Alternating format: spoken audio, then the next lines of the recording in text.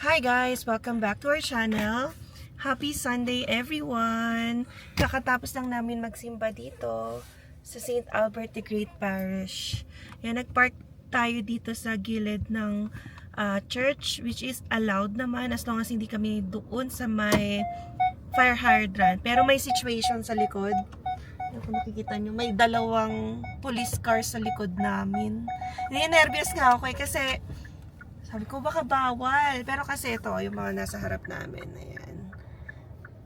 Alam ko, may nagpa-park talaga dito and wala namang sign na bawal. Pero sabi ko, ba't may police? So may kinakausap doon yung car sa likod namin. Ayan o, tatlo guys. Apat na, dumadami. Parang ang dami naman, no? Yung situation kasi ay nag-iwan sila ng dog sa car. Syempre nagsimba sila. So naririnig namin kasi syempre malakas yung voice din ng police officer sa pag-explain. Hindi pwedeng iwanan yung dog nang naka-off yung engine. Lalo na kasi yung weather ngayon, guys. 21 ngayon yung weather. Mainit. Tapos iiwan mo yung dog dito sa car. Although nakita naman namin yung windows nakababa ng konti. Kaya lang yun, bawal yun. Kasi pwedeng mamatay daw yung dog. So konti lang yung napakinggan namin habang dumadaan. And yun, hinihiningi na nga yung license and everything. Pero hindi ko alam kung may penalty ba or ano, pinagsabihan lang. Pero ang laki ng dog niya, no baby? So, pero grabe yun, no? Apat na police cars. Yung importante yung pet dito. Oo, basta grabe. Parang tao yan. Tinuturin nila parang tao. Pero kasi kita agad siya kasi nga nagpark siya sa side ng Siguro may nagsumbong church. yan. Pwede nagsabi, may no? nagsumbong May yan. nag-report. Kasi maawa ka rin sa dog kung ganito kainit, no? Plus 21. Baka nga ma-dehydrate, kung saan man, hindi naman sila sure kung nagsimba nga yung may-ari or kakarating lang, 'di ba? So, yun, at least public service announcement, no? Lalo na yung mga nandito sa Canada or Calgary nga, wag na wag yung iiwanan yung dog nyo ng engine off, yun daw. Kasi walang air na nagsisirculate para sa dog, may initan siya or pwedeng ma-dehydrate or pwede yun nga mamatay yung dog inside the car. Tingnan nga natin yung existing rule, no, kung magkano yung penalty kapag mahuhuli pag dito sa Calgary. Ayan. So nervous ako kasi sabi ko, ang daming cars. Ang daming police cars sa amin. Alam ko mali yung parking ko pero hindi kasi malaki. Oo. Lagi naman kami. Laging nagsisimba naman tayo dyan. Maraming nakapark talaga. So itong particular lang na vehicle, yung ano pala, dinideal nila kasi may dog sa loob. So yun guys. So anyway, meron tayong dental appointment ngayon. 3 kami sunod-sunod. Ako muna, din si Alwin, and din si Zion. Yan, na-schedule na natin yan couple of weeks ago. Para, kasi may kailangan kaming pastahan. So, after kasi kaming i-hygiene cleaning, yan, may nakitang kailangang pastahan. So, balik tayo sa dentist natin. And I'm not sure kung maasikaso pa natin or maisingit natin sa schedule yung pagpunta sa Murdoch Park. Kasi, yan, ang ganda ng mga trees doon, parang cherry blossoms. Last year na vlog na rin namin yun. And so hopefully maipakita namin sa inyo at mabalikan natin ang napakagandang park dito sa Calgary. So yan guys, biyahe na muna tayo papunta sa aming dentist. Alright. Hi guys, kakatapos lang namin sa dentist and papagas muna kami dito sa Costco Heritage. So nasa 164 yata yung presyo ng gasolina ngayon. Yan, bumababa naman ng bahagya. Yan, hindi na ako mag-video muna ng face ko kasi doon nga sa dentist namin ay nilagyan tayo ng anesthesia. So medyo hindi pa pantay yung lips ko. Yan, kasi may pinastahan lang na maliit lang naman na sa teeth ko.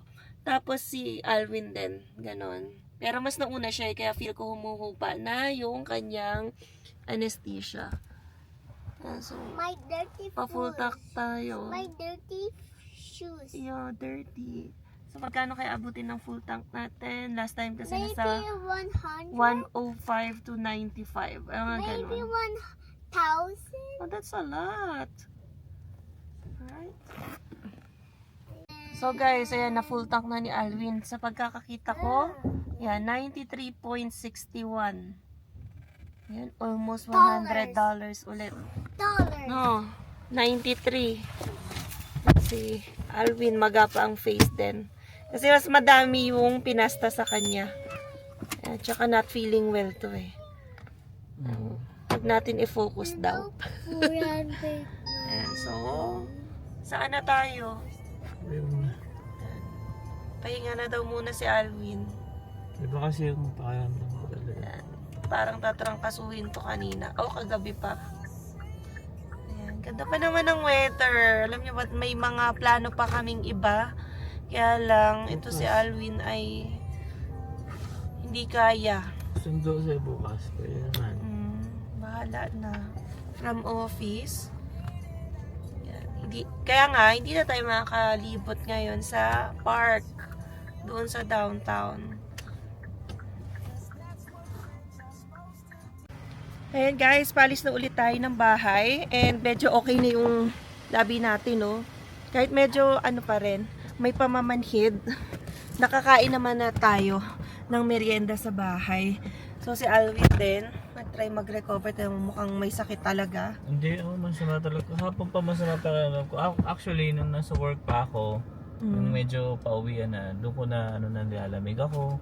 Oh, yung Tapos, nag-park pa kami, 'di ba? Mm, Afternoon, doon na siya. kaya ko pa na. Pero nung kagabi, di ba pag-uwi natin, sabi ko, baby, aakit na ako, matutulog na talaga ako. Mag-alas 9 pa lang yun guys, tulog na ako. Hindi talaga yung pakiramdam. Minsan kasi binabawian din tayo ng katawan. Siguro Pag sa pagod din. overwork or pagod or weather, and depende. So ngayon, yan, tuloy natin ang pagpunta sa aming ka-household na ayan, may birthday previously.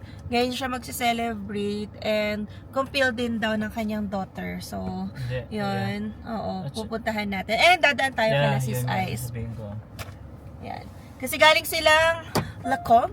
Yan, pati sila si Dimple, no? Kasi kakatapos lang ng ginanap na Youth for Christ. Yan, very touching experience daw. Syempre, na tutuwa ka rin sa growth ng anak mo, 'di ba? So, kanila kasi mga teenagers na mga guys 'yon. So, okay din na magjo-join ng mga ganong, 'di ba? Youth for Christ kasi yung mga same age group mo, Maganda you share the faith. maganda din talaga yan. Yung bata pa lang, tinitrain na sa mga ganyan. Exposed na Napupunta sila. ako na nakaka-attend ng mga ganyan. Para at least, habang tumatanda yung, alam niyo na, may takot sila sa Diyos. Alam mo yun. Kahit parang ako, ganun ako eh. Totoo. Huwag kayo maniwala kay Hindi, Alvin. totoo yan. Ay, nako. Totoo yan. Hindi, Ako naman ako eh. Sumabay ka nga lang sa akin nung nagsisimba. Hindi Yan. Pero maganda talaga hindi naman ibig ma-expose. sabihin na hindi ka nagsisimba, hindi ka natakot sa Diyos eh. Oo naman. Hindi naman yun yung sukatan. Kaya nga ako, kahit pa paano is meron akong pananampalataya. And takot. Oo. Takot sa Diyos. Ayan. So, punta muna natin yung ka-household natin. Ay, hindi. Kay Sis Ice muna. May dadaanan lang din tayo. And then, yun. Maki-party tayo today. Okay guys, so dito na tayo sa kaibigan namin. Ayan. So, yun yun nga kanina guys, iba lang yung pakiramdam ko talaga kanina. Tsaka parang medyo na-stress ako dun sa nung time na pinapastahan ako. Kasi may sinalpak sa akin na isang white siya na nakanganga lang na parang siguro almost 20 minutes ako nakaganon. Kaya parang na-stress ako. Ang tagal. Ayun. So anyway, ayun nga, pagtapos noon, medyo iba talaga yung pakiramdam ko noon. Kaya sabi ko kay Emma, uwi na lang muna kami. Kasi dapat dadaan nga kami muna ng Mordox nga. Para nga doon sa yung mga flowers na yan. Then sabi ko, baby, hindi ko talaga kaya. Gusto ko uwi muna tayo. Tapos, siguro bukas, pwede naman bukas yun. Pagkasundo natin sa kanya. Kasi ang araw naman ngayon is napakatagal, no? So, umabot ng 9:30 ganyan. So, okay lang na mamasyal after work ni Emma. Pero ngayon talaga, Hindi talaga ako komportable. Tsaka syempre ako yung magdadrive. Pwede naman si Emma mag-drive pero syempre alalayan ko rin siya. So ayoko yung madagdagan pa yung stress natin ano. Ayan. Tsaka kanina yung nga manhid din ito, tsaka yung dila ko kasi nilagyan ng anesthesia nga. So hindi ako masyadong makalunok, hindi ako masyadong makasalita, tapos ito manhid nga, tapos ito pati dila ko. So, sabi ko, uwi muna tayo kaysa dumiretso tayo ng party. Kasi dapat nga, didiretso na sana kami ng party. Pero sabi ko, wag na muna dahil nga hindi natin ma-enjoy yung food. Kasi wala talaga akong panlas. Even si Emma, ganun din naman. Kaya, nag-stay muna kami sa bahay ng isang oras. Then, yun, medyo ito ngayon, okay na. Konti na lang siguro yung manhid. Pero, at least okay na. Nakakaramdam na ako. Yan. Ayan, so si Emma ay pumasok lang doon sa bahay ng kaibigan namin para kunin nga yung donut kasi galing nga sila ata ng alam ko Red Deer binili yun yung donut na yun kasi sa Red Deer merong sikat na donut mills ba tawag doon, hindi ko matandaan no, basta yung masikat yun guys sa Red Deer, yun yung parang dinadayo talaga pag let's say pupunta ka ng kunyari punta ka ng Edmonton, dadaan ka doon, marami dumadaan doon kasi middle yun ng ng Calgary to Edmonton. So, yun. Masarap talaga yung donut. Kasi pagka dumadaan kami doon, sabi ko kay Emma, bili rin tayo. Kasi minsan lang naman eh. Kasi dito sa Calgary guys, walang ganong ng donut. Ayan. So, yun guys, mamaya na lang ulit. And punta lang kami ng birthday party ng aming ka-household. Check ko lang yung mailbox natin. Pero alam niyo ba guys, dito sa Copperfield merong time na maalingasaw yung amoy.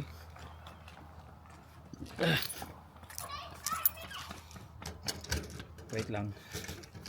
Dama kayo nga. Oh, yes, sir. Huwag mo ta. Keep mo kay mami.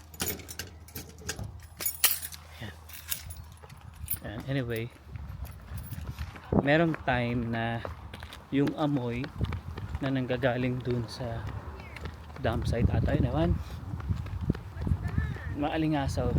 Kaya nung yung naghahanap kami ng bahay, sabi nga may nag-comment dati na dito daw sa area na to may time daw talaga na mabaho. Pero ano lang naman guys, bihira naman mangyari to. Siguro pag nagpapasingaw sila, yun yung yun yung mabaho. Kaya kailangan makapasok tayo sa bahay. Oo na, tama. Oo nga, ang dumi. Okay. Sakit sa ilong. I can open it. Ayan, so dito na tayo sa bahay guys. At buti na lang, medyo okay na tayo. Okay na yung pakiramdam natin, maganda na. Nawala na yung manhid ng dila ko, ng dito ko, saka yung dito ko, okay na siya. Even si Emma okay na rin. So nakakain na kami ng maayos. Kasi kanina nung kumakain kami ng pancit bihon dito, bago ko pumunta ng party, hindi ko malunok. Dito ako kumakain sa kabilang side. Well anyway, so again pala no, maraming salamat kay Sis Ice saka kay Bro Froy. Ayan, so ito yung donut meal. Ayan no. Sa Red Deer yan guys, sa Red Deer na nabibili yan. Ayan. So, yung isa nga nakain ko na eh. Ayan, uy, patay tayo dyan, sugar. Hello, sugar. And sugar and chocolate. Yeah, hello, sugar. Oh, mamaya na. Huwag mo munang anahin. Kasi yan si Zion, pag kinagatan yan, isa-isahin yan. Tapos lahat may mga tapyas. Parang daga yan eh. Ayan, so, tomorrow, pasok na ulit sa Emma. Kaya sabi niya kanina, uwi na raw kami dahil nga may pasok pa siya at marami pa raw siyang gagawin ngayon dito sa bahay. Yan. So, Mommy, don't go. Zion, liga. Happy ka? Nag-enjoy ka dun sa party? Yeah. Sino kalaro mo nga dun? At the Syrian Sachi. Ay, ayos. Ayaw ko ng ganyan. Para ka namang... At the Syrian Sachi. Okay. Ayaw pa nga umuwi na to guys. Talagang gusto niya pang maglaro doon. Eh kaso, yung kasama rin kasi namin sila Bro Prince saka si Saren ay uuwi na rin. So nahiya naman kami mag-stay pa doon kasi hindi naman namin kakilala yung mga ibang bisita doon ni Sis Jen. Ayan. So, happy birthday sa iyo ulit sis, no? And yeah, sobrang nag-enjoy kami at nabusog kami ni Emma. Grabe, ang dami ko nakain. Good morning guys. Ayan. It's ano ba ngayon? Monday. Yan. It's Monday. Yan. Siyempre off natin ulit. Yeah. So, ganda ng weather and kami na naman ulit ni Zion dito sa bahay. Katatapos ko lang lutuan ng chicken nuggets to si Zion. Tapos nakapagtapon na rin ako ng basura. Ay, nako, ang ganda ng weather, oh. Tingin tayo nga sa iba, Zion. Bala ko mamaya maglakad dun sa sa may bandang teams kasi. Chinelas ba ako dito? Wala pala akong chinelas dito. Bala ko maglakad dun sa teams kasi bibili ako ng loto. Yan. So, mabuti nang meron tayong entry sa loto guys. So, malay nyo. Matsambahan natin. Diba? Wala namang masama. Magsumubok. At least may chance kahit sobrang liit. Di malaman masabi. Malay mo tayo na. Ay di pag nanalo. Pakasarap na lang tayo sa buhay, di ba? Sarap mangarap eh. Libre naman mangarap guys. Kaya don't worry. Yan. Tumutubo na pala yung mga namin dito. Kasi nung nakaraan, tuyo-tuyo pa to eh. Ayan. Tumutubo na siya. Ganda na. Ito. Yan, ganyan na yan. Nakakaingit nga yung mga ibang kapitbahay namin. Doon banda sa may unahan. Kasi ang gaganda ng mga puno nila. Yung mga makukulay talaga.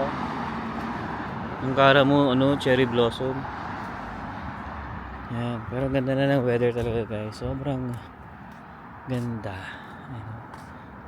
Kataka kami na ang daming nagbebenta dito ng bahay. Oh, guys baka gusto niyo tumingin ng bahay dito yan. Hindi lang namin alam kung anong number ng bahay, no? Pero doon sa unahan, ang dami rin, 4 din. May nakikita kami 4. Yan. Yan. Okay na dito. Sarap na. Lalo sa June. Yan, sobrang init na yan dito sa June. Papalo na ng 30 plus. Tapos darating yung Stampede, no? I think Stampede ay July. Ano ba? Parang first week ata ng July. I'm not sure pero sikat kasi dito guys yun pag Stampede. Dinadayo talaga yan.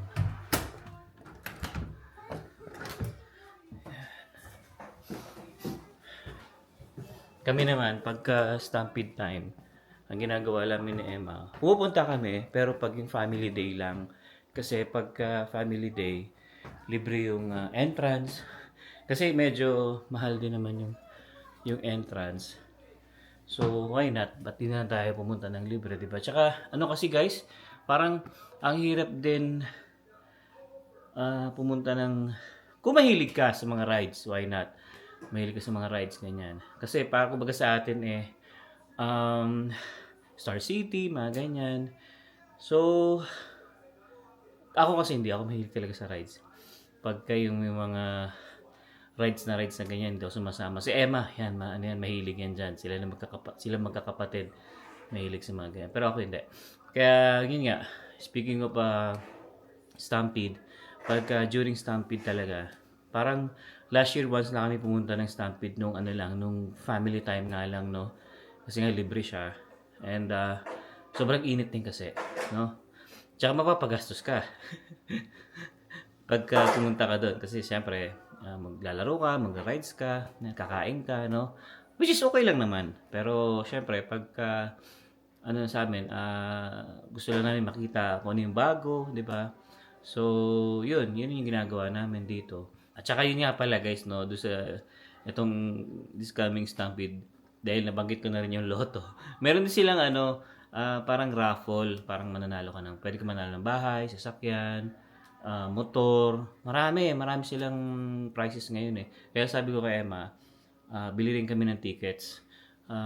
Mura lang naman siya. Kumbaga, at least, 'di ba, may chance, 'di ba? At least kahit sabi ko nga kahit maliit lang, may chance pa rin manalo, no? Malay mo, 'di ba? Kayo mabunot o malay mo isa sa inyo makakuha ng bahay, o 'di ba? Why not? Eh ang bahay ata nagkakahalagang 1 million na $1 million. So pag kinonvert nyo sa Pilipinas yun, guys, uwi na lang ganyan. Pag benta, uwi na lang Pilipinas, di ba? Ayan, so ganun lang yan. Sabi ko kay Emma, bili kami ng ticket. Kasi sa amin, nag-pop up na sa email namin. Kasi kung sino yung mga sumali before, syempre, kumbaga may record ka na, sisendan ka nila ng ganyan na, baka gusto mong magtumaya ulit, ganyan. Mura lang naman siya, depende naman sa sa budget mo. Yeah, di ba? At least kahit mga $100 lang na tickets, why not, di ba? Okay, so yun lang guys, yun lang yung vlog natin, and nakalimutan lang namin kasi ituloy yung vlog kahapon.